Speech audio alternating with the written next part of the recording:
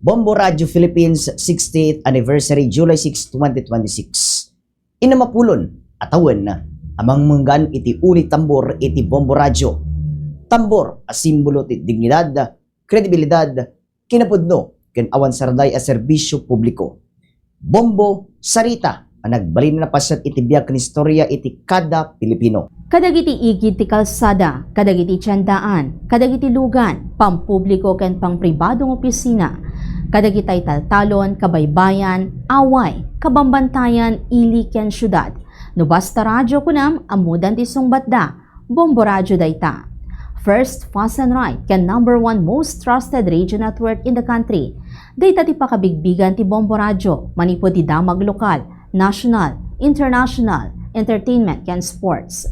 Para kadagiti reporter ti Bombo, awan tinapik sa agin ginet ken bagyo, saan alapet ti bomba ken potok, kadagiti paltog no adday ti rinupak basit laeng nga banag ti puyat.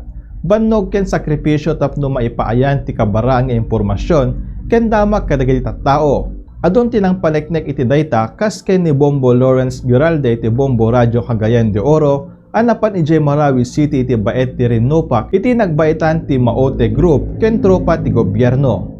At dapay dagiti nangibuwis ti biag na akas ken ni Bombo Severino Rino Arcones ang napapatay iti October 27, 1989 yam aging gaita ket saan paylay nga mapukaw ti lagip kadagiti Bombo listeners, fans, gagayam kritiko kaming ti media ken Bombo family. Itinagan a Bombo Rino. Malaksid kadagiti impormasyon, mangijaya pa iti entertainment ti Bombo Radio, babayan kadagiti drama akas iti love story, action drama, ken dagiti makalinglingay a drama. Dagiti panawagan, dagiti nagsasarak nga agkakabagyan, agagayam, agkakapamilya, o rin nabayagan na panawan nga nagbibinirok da, gaporita iti Bombo Radio. May pakamu dagiti naduma-duma kayat nga danon kadagiti masaknan, babaan iti panawagan iti Bombo. Bombo Radio pa iti kang nonan nga pagtalkan nagiti makapidot iti kwarta, cellphone, ID, dokumento, kadwan karekwada, ket naisubli. Dagiti anchorman ket awan atrasan na nga komentaryo, awan ti palabsen na nga isyo, ngem ti Bombo ket adda ti puso na ama nagpulong. Adda ti maisay-sayang kat nga aktibidad programa ti Bombo Radio Philippines, adda kila tulong kadagiti umilikas ti Dugong Bombo, Bombo Medico ken Bombo Music Festival, amang paneknek iti kinabaknang ti kulturo ken kinalaing dagiti Pilipino. Kadagita ang nagapuanan nen ti Bombo Radio iti napalabas nga inem nga pulo atawen, tanawagan tayo manuan niya tinagrogrogyan ti Bombo Radio, sakbay nga nabigbig a #1 radio network in the country. July 6, 1966, nistablisar iti Bombo babaan iti imuna ni stasyon nga Bombo Radio Iloilo, flagship station ti network nga nawagan dati DYFM.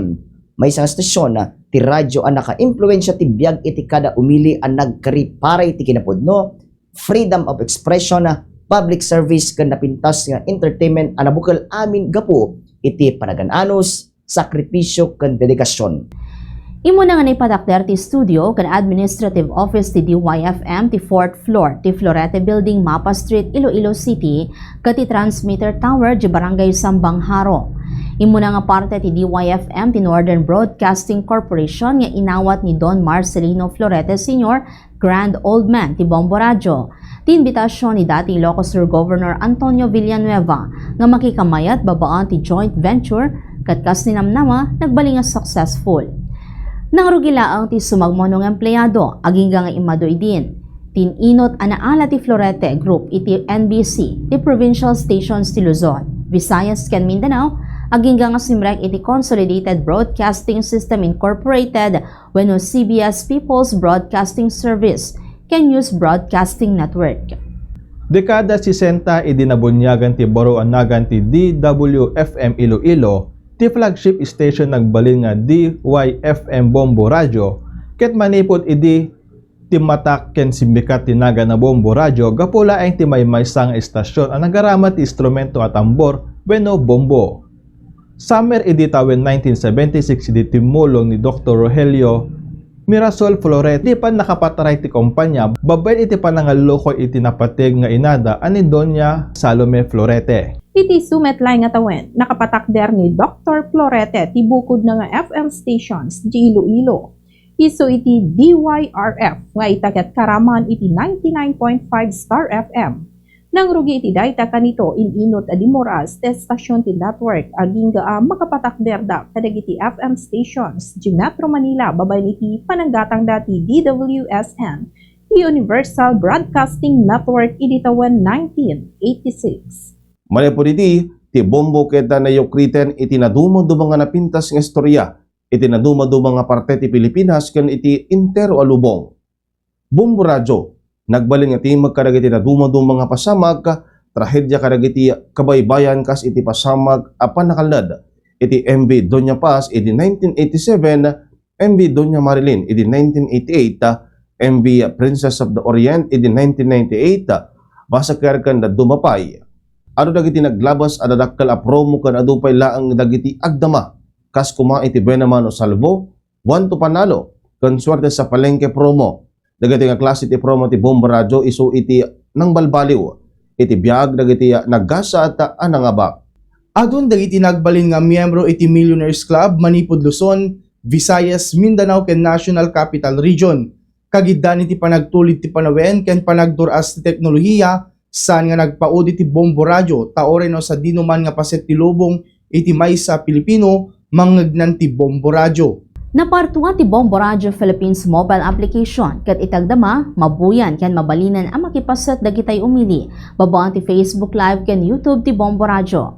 Ngem sabay ti amin adda ti official website ti Bombo Radyo Philippines isu iti www.bomboradyo.com apakangagan dagiti aming estasyon ti Bombo. Iti na mapulo na tawan ti serbisyo ng idauluan ni Dr. Rogelio Florete kas Chairman ken ti President ken Chief Executive Officer ani Margaret Ruth Florete amin na Senior Officers ti Bombo Radyo agtali na iti network ng serbi nga awan pilpilyan na dagiti listener, fans ken viewers ti rason nuapay nga dati Bombo Radyo. Kat iti kariti network, agingga nga adda ti damag, agingga nga adda iti kasapulan ti tulong, agingga nga the listeners saan ang mapukaw ti Bombo Radyo. Iti Bombo Vegan awan iti panagpatingga iti serbisyo mi kada kayo ti amin nga aspeto. Kanayon na ta, ada kami iti #1 undisputed radio station in Ilocos Sur, kameng iti #1 most trusted radio network in the country, Basta Radyo, Bombo. Earning trust is something that you have to work and work 24 hours daily. Because like this impeachment, this giving away of bags of money to certain politicians. No? So there are several sides to it. Your point, the point of the other side, whether nakatinggap siya, and the right side. 3 things that you have to consider. And you have to study the event. So, ongoing yan every day. Ongoing yan. May bagong breaking news, may development, may... So, it is because of this format that Bombo Radyo Anchor have laid down their lives in the search for truth. Sa ganun. So we should be ready for that. You must understand your work, you must love your work, you must understand your work. Anywhere you go, any undertaking that you go in life, wala man easy. So the effort for perfection should be constant.